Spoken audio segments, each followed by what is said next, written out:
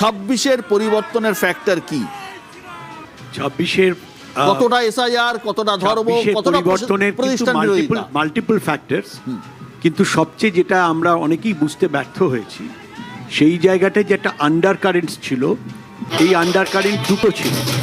এক under current ছিল যেটা হচ্ছে যে একটা অ্যান্টি ইনকামবেন্সি, সেই জায়গাটা একটা অনেক দিন ধরে সেটা জমতে জমতে একটা জায়গায় গিয়ে পৌঁছেছিল।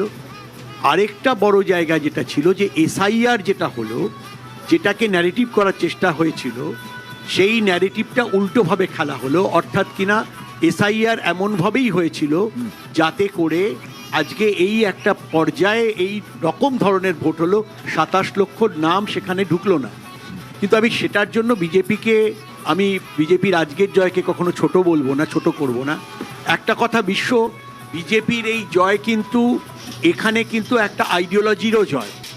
এই জায়গাটা বাংলা এতদিন ধরে একটা আইডিওলজিক্যাল নানাভাবে রেজিম চেঞ্জ হয়েছে, কিন্তু মূলত কংগ্রেস, তৃণমূল এবং সিপিআইএম এর মধ্যেও ভারত সম্পর্কে, বাংলা সম্পর্কে যে আইডিয়াটা রয়েছে, এক ধরনের সেকুলার পলিটিক্সের জায়গা যেটাকে বলা হয়, অনেকে বলতে পারেন সেটা তুষ্টিকরণের যে জায়গা, অর্থাৎ কিনা বেশি করে কাউকে তুষ্ট করা হচ্ছে একটি বিশেষ সম্প্রদায়কে। তার যে উল্টো ন্যারেটিভটা বিজেপি অনেক দিন ধরেই বলার চেষ্টা করছিল, আজকে কিন্তু সেটাও গ্রাউন্ডেড হলো। সুতরাং এটা খালি রেজিম চেঞ্জ হলো তা নয়, একটা মতাদর্শ বা দেখার চোখ, যেটা একটু আগে নরেন্দ্র মোদী বললেন যে একটা ওয়ার্ল্ড ভিউ, যেটা দেখার চোখ, ওয়েল্ট অ্যান্ড শাং, সেটাও বদলালো। এই জায়গাটা বদলালে মানুষের যেটা হয়, চিন্তাধারা যদি বদলায় তাহলে কিন্তু সেই বদলটা অনেক দূর যায়। আমি জানি না এটা কেবলমাত্র অ্যান্টি ইনকামবেন্সিতেই ছিল নাকি সেই দিকে, অর্থাৎ হিন্দুত্ব, যার কথা আমাদের এখানে একজন কলিগ বারবার করে বলতেন, নীলাদ্রিদার কথা মনে বারবার বলছেন। নীলাদ্রিদা আমার সাথে নেই, কিন্তু নীলাদ্রিদা বরাবর বলেছেন যে এটা হিন্দুত্বের ভোট হচ্ছে। যদি হিন্দুত্বের ভোট হয় তাহলে এটা 200-র ওপরে, 200 বা তার একটু ওপরেই যাবে বিজেপি।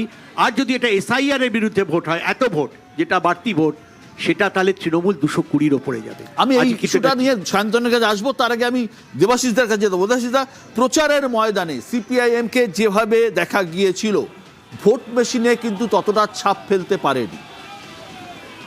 প্রথমেই ভাতৃপ্রতিম সায়ন্তনকে অভিনন্দন জানাচ্ছি। তুমি আজকে ভীষণ খুশি সঙ্গতভাবেই, এবং আমাদের আগামী দিনের যে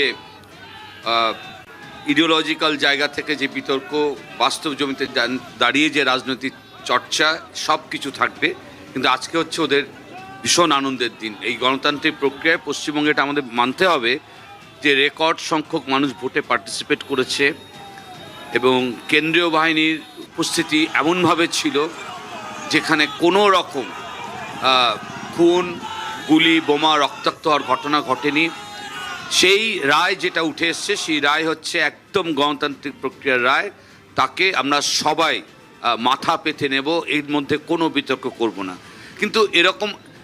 কিন্তু দুটো পর্যায়ে নির্বাচন পশ্চিমবঙ্গে হয়ে যাওয়ার পর বাস্তব হচ্ছে, বিষয় তুমি শুরুতে বলেছো, তোমার কথা কিন্তু এটা শুধু তোমার কথা নয়, সারা ভারতবর্ষের তাবৎ সংস্থা মুখ বন্ধ করে বসেছিল এক্সিট পোল ধরে, কেউ কোনো জায়গায় কথা বলতে পারছিল না। তার মানে এমন একটা পরিস্থিতি ছিল, যে পরিস্থিতিটাকে কিন্তু কেউ নির্দিষ্টভাবে এই আজকের সন্ধ্যায় যে চেহারাটা এনে দাঁড় করিয়েছে, এটা বোঝবার ক্ষমতা কারুর ছিল না।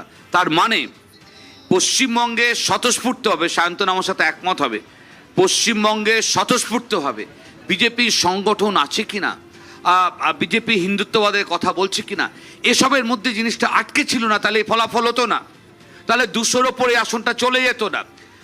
তৃণমূল কংগ্রেসের শাসনকাল 15 বছরে তীব্র ঘৃণা পশ্চিমবঙ্গের মানুষের মধ্যে কাজ করেছে। কে তৈরি করেছে? তৃণমূল কংগ্রেসের শাসনকাল। কি দিয়ে তৈরি করেছে?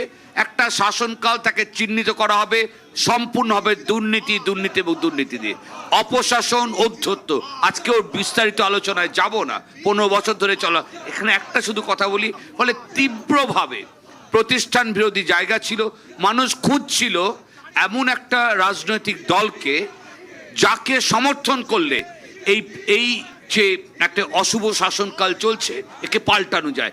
মানুষ এর মধ্যে কিন্তু শিবাজিদা বললো যে এক নিশ্চিত 6টা 7টা 8টা ভিন্ন ভিন্ন মাত্রা ছিল, মূল কারণ কাজ করেছে এর একটা পরিবর্তন, ম্যান্ডেট সেখান থেকে এসছে। সায়ন্তন, এই জায়গা থেকে শিবাজিদা একটা কথা বললেন, দেবাশিসদা একটা কথা বললেন, এই জায়গা থেকে একটাই প্রশ্ন তোমাকে করতে চাই যে ধর্ম কতটা ফ্যাক্টর হয়েছে এবারের ভোটে, বাংলাদেশ ইস্যু কতটা ফ্যাক্টর হয়েছে এবারের ভোটে, শামশেরগঞ্জ ইস্যু কতটা ফ্যাক্টর হয়েছে এবারের ভোটে?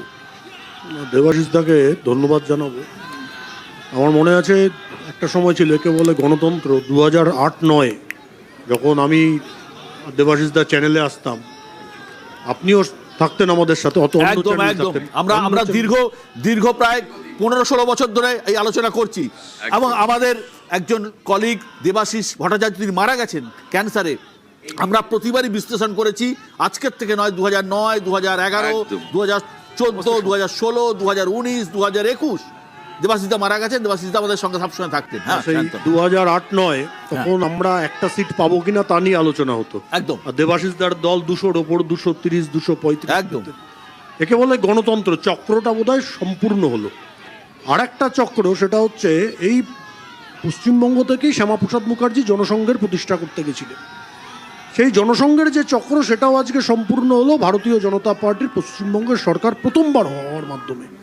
যেটা শিবাজিদা বিষয়টা বলেছেন যে আইডিওলজিক্যাল জয়, হ্যাঁ, বিজেপির যেটা সব থেকে বড় জয় আজকে হয়েছে 80 সাল থেকে এই 2026 সাল, সেটা হচ্ছে বিজেপির আইডিওলজিক্যাল জয় হয়েছে। এত বড় মানে ideological জয়- শ্যামাপ্রসাদ মুখার্জির রাজ্য, যিনি বিজেপির প্রতিষ্ঠাতা, তার রাজ্যে বিজেপি 6%-এর দল ছিল, আজ থেকে 4% ছিল। 4% ছিল, 4% ছিল। মোটামুটি 4 থেকে 6%-এর দল ছিল।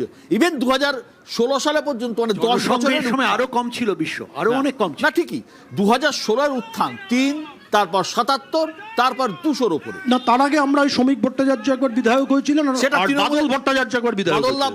বাদল ভট্টাচার্য বিধায়ক হয়েছিল অশোকনগর কেন্দ্র থেকে, সেটা তৃণমূলের সঙ্গে জোট ছিল সেই সময় বিজেপি, এবং বাই ইলেকশন ছিল। বাই ইলেকশন ছিল।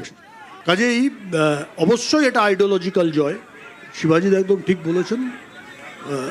আর যেটা আপনি প্রশ্ন করলেন যে ধর্মের ভিত্তিতে কিনা, দেখুন, ধর্মীয় তুষ্টিকরণ ইস্যু তো ছিল, কারো ফোনটাই হচ্ছে, প্লিজ। হ্যাঁ, ধর্মীয় তুষ্টিকরণ ইস্যু তো ছিল। যেভাবে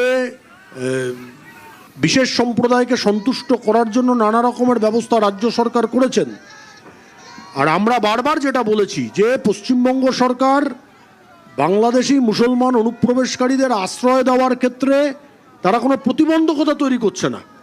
আমি আপনাকে দায়িত্ব নিয়ে বিশ্বদা বলছি, আমাদের সল্টলেক নিউ টাউনের পাশ দিয়ে যে খাল দুটো যায়, একটার নাম কেষ্টপুর খাল, একটার নাম বাগজোলা খাল, সেই খালগুলো বন্ধ করে দিয়েছে শুধু বাংলাদেশি মুসলমানদের ওখানে আশ্রয় দেওয়ার জন্য, জায়গা করে দেওয়ার জন্য।